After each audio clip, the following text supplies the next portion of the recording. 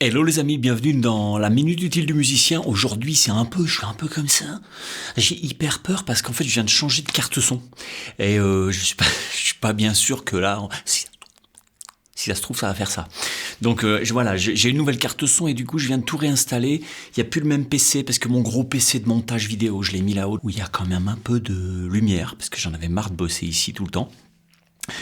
Et puis j'ai changé mon sol, j'ai guéri mon nez aussi parce que j'avais une espèce de grosse balafre au nez. Et du coup, voilà, je suis un tout petit peu là et je suis pas sûr que tout marche, quoi. Donc j'espère que ça va marcher parce que quand tu tournes une vidéo qu'il y a un truc qui a pas marché, c'est un truc comme ça. Donc du coup, on va bosser un petit machin de Mike Stern en vue de bosser éventuellement tout un thème qui s'appelle Little Shoes. Mike Stern, c'est un des guitaristes de Miles Davis, mais qui a fait aussi une carrière en solo après. On en reparlera assez sérieusement pour faire une étude de style pour ceux qui aiment. Mike Stern, c'est un mec qui joue très chromatique, je suis pas fan de son toucher, moi, mais j'aime beaucoup ses thèmes. Je trouve qu'il a des très beaux thèmes. Les impros, c'est un mec qui vient un peu du rock, puis qui a bossé de jazz, donc il joue très chromatique, etc. Il s'est joué sur des grilles, tout ça, comme les jazzmen. Mais il vient du rock, donc du coup, il fait pas mal de bends, etc. C'est assez intéressant comme jeu. Mais quand t'as plusieurs albums de Mike Stern, après, c'est vrai qu'il a eu du mal à se renouveler, je trouve, sur la longueur. C'est pas la peine d'avoir 30 albums de Mike Stern, parce que franchement, je trouve qu'au niveau des solos, bon, voilà, quand on a fait 2-3 super, voilà, tu les as. Par contre, les thèmes, il y a des super trucs. Donc moi, je vous proposerais de bosser 2 morceaux de Mike Stern, je sais pas quand. Il y a le premier qui est une espèce de ballade qui s'appelle Little Shoes, qui est un beau petit thème. On va commencer par bosser un des plans qui sont pas trop faciles dans le thème. Et puis on bossera aussi un autre truc qui s'appelle Upside Downside. Parce que là, pour bosser les doubles croches, je crois qu'il n'y a pas mieux au niveau des placements de double croche. Donc ça, on fera dans un autre truc. Ça, c'est pas accessible aux débutants, mais il y a d'autres vidéos accessibles aux débutants. Allez, c'est parti.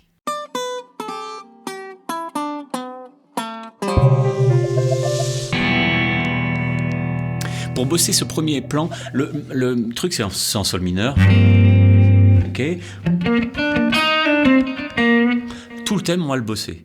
Mais il faut qu'on commence par bosser un plan, parce que sinon, on va faire le thème, puis vous allez bloquer sur ce plan-là, d'accord? Donc là, au moins, ça vous laisse une petite semaine ou deux, je sais pas, avant la suite, pour bosser le plan qui va vous poser problème.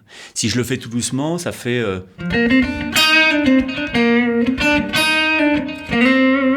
Ça, c'est pas doucement, c'est normal. Mais le plan en question, c'est...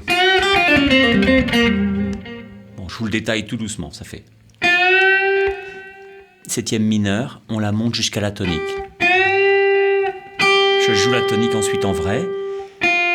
Septième mineur, quinte, je passe par la quinte diminuée. Ok, pour aller quarte, tierce mineure, je fais tonique. Et là, je fais un aller-retour entre la tonique et la quarte. Et c'est là que c'est pas forcément facile quand on n'a pas tellement l'habitude. Donc ça fait... Encore plus lentement. Vous pouvez faire si vous voulez, mais...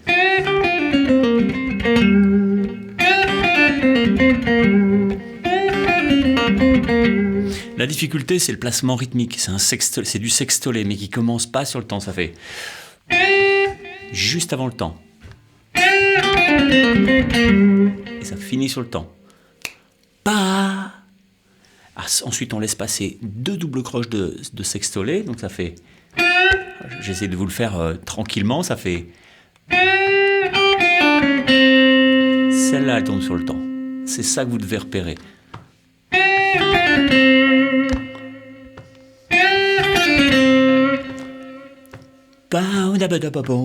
C'est ça qu'il faut bosser. Ensuite...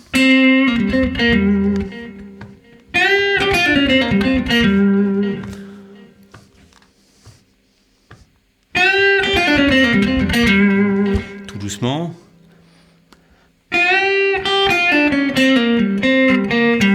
Et donc le temps tombe ici.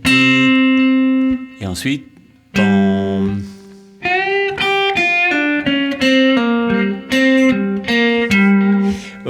Au début, le premier temps, il y est pas, parce que ça on le fait juste avant.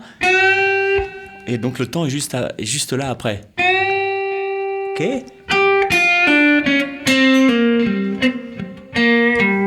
Voilà.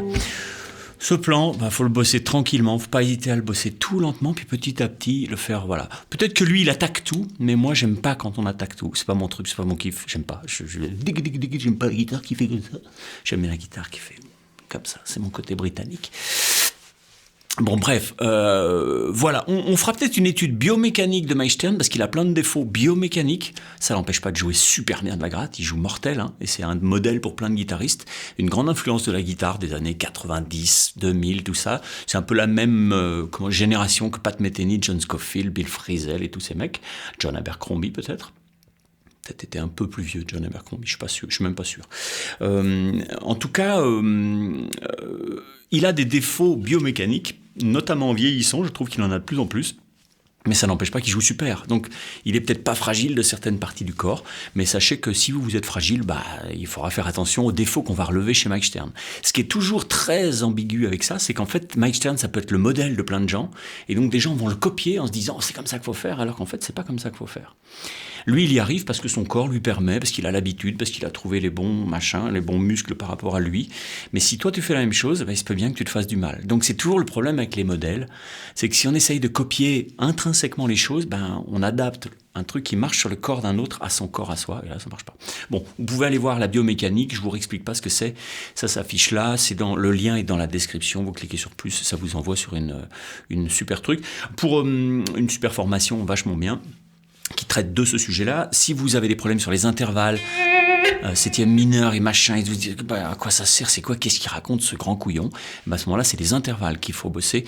Et à ce moment-là, il y a une autre formation qui est sur les intervalles. Et avec ça, vous maîtrisez les intervalles. Vous les entendez, vous comprenez à quoi ça sert, comment c'est gaulé, comment expliquer tout dans la musique.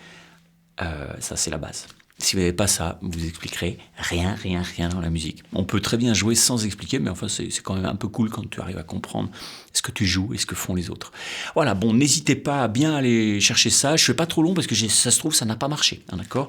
Je vous embrasse, bye bye, ciao.